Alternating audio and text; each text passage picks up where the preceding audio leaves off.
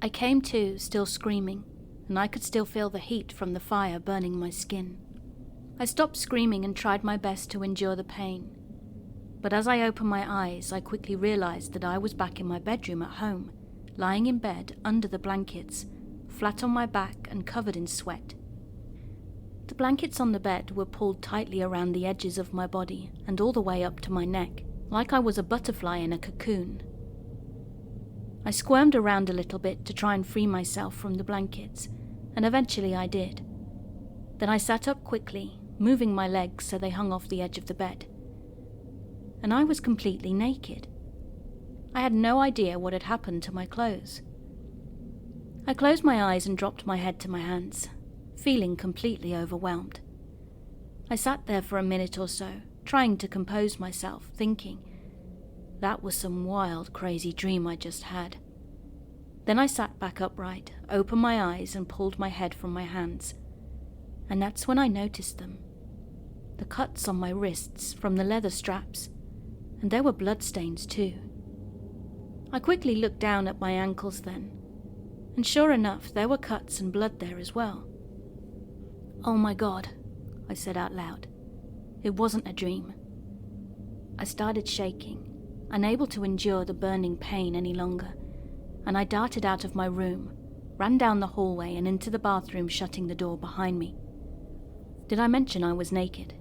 Thank God my mum wasn't upstairs at the time. Anyway, I quickly turned on the shower and jumped in.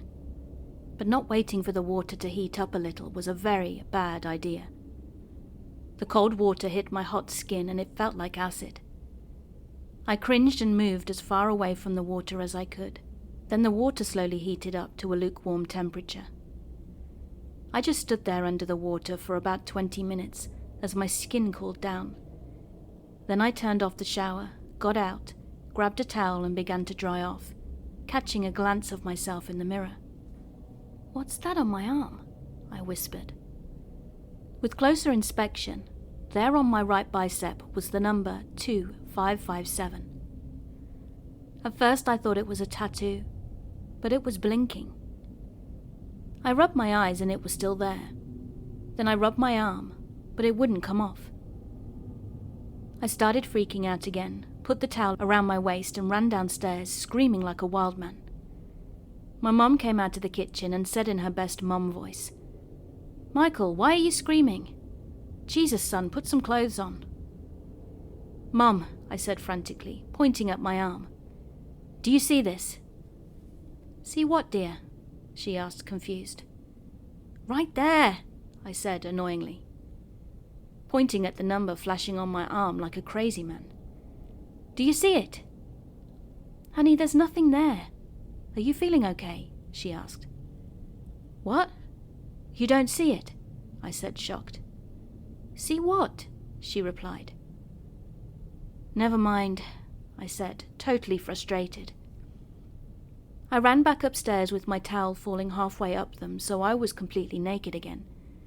I got to my room and decided it was about time I got dressed, as I couldn't run around naked all day, right? I went to my dresser drawer and got some socks and underwear. I put them on, and then I went to my closet, opened the door, and there was my black Sabbath jacket, the one I wore when I met the old man, plus the jeans I was wearing as well. What the hell? How did they get in there? I thought.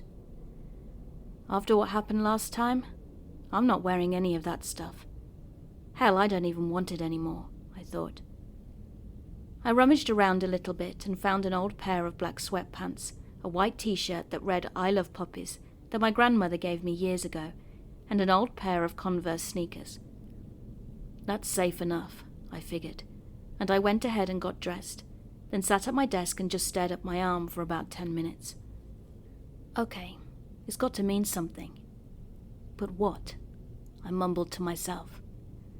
What did the old man say? 7 years, I said, thinking out loud, and I quickly grabbed a calculator from my desk drawer. 7 years, okay. 7 years multiplied by 365 days a year equals 2555. That's not it. The numbers don't add up, I said. Wait a minute. This is a leap year. So that's one more day, and there's another leap year in 4 years. So there's 2 more days in 7 years. 2555 plus 2 is... Oh my God. It's a counter of how many days I have left, and only I can see it. What did I get myself into? I frantically ran to my closet and found my dad's old duffel bag that he'd given me when he'd retired from the army. And I threw all my heavy metal t-shirts, my torn jeans, hats, belts, boots, and everything else I could find metal-related into the bag, and I ripped down all the posters from the walls and threw all my skulls and other metal-related objects into the bag as well. It was amazing how much stuff those bags can actually hold. Anyway, I dumped my entire tape collection into the bag too, strapped it up and threw it in the hallway. I'm done. I'm going to start listening to opera, I thought. Then grabbed my guitar, ran out of my room, grabbed the duffel bag off the floor, and ran downstairs with it all. The duffel bag slammed down hard on each step as my mum was sitting on the couch in the living room, watching some talk show on TV. She turned to me and said, "Michael, what the hell are you doing? Here, I made you some coffee. Tell me what's going on." "No time for coffee, Mum," I yelled. "Gotta go." And I burst through the screen door and out to my car, throwing the duffel bag in the back seat. I then began smashing the guitar on the concrete driveway, and from the doorway of the house I heard my mum yell, "Michael, stop! That's an $800 guitar. Are you on drugs?"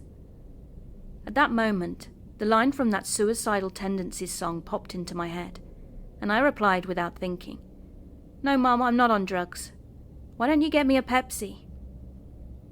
She went back in the house, and I threw the broken guitar into the back seat, hopped in the car, started it up, backed out of the driveway and tore down the road like a NASCAR driver. I put my seatbelt on first though, of course. I drove around for a while, trying to figure out what I was going to do with this stuff, when I finally decided to throw it all in the river. I drove over to Assawoman Bridge. Seriously, that's the real name of a bridge in my hometown. And I drove over there, got out of the car, grabbed the broken guitar and heaved it into the water. Then I grabbed the duffel bag, unstrapped it and dropped all my stuff into the river below, except the duffel bag itself. My dad would have beat my ass if anything happened to that thing. I threw it in the back seat and stood there on the side of the bridge, watching it all sink and float away until I couldn't see it anymore. Then I got in my car after about 30 minutes and drove around until it got dark. Then I went home. I got a weird feeling when I pulled into the driveway though. I walked through the front door, and my mum was standing there. She scared the crap out of me, handed me a Pepsi, and had a far-off look in her eyes and said, "Will this fill your desire?" What? Desire? My mum doesn't talk like that, I thought. I took the Pepsi and said cautiously, "Thanks, Mum." Then she turned and slowly walked down the hallway and into my parents' bedroom. I stood there dumbstruck for a couple of minutes after. Then I remembered what the old man had said about achieving all his desires. This could work out pretty good for me, I thought. Why fight it? I was going to hell anyway, so I might as well have some fun with it. I crawled into bed in my almost completely empty room, and just as I was about to fall asleep, I whispered, "I want all my stuff back."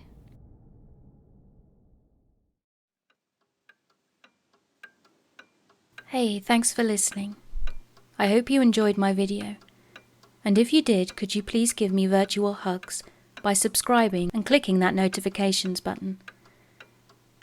I also have a Patreon page and YouTube channel membership if you'd like to support me further.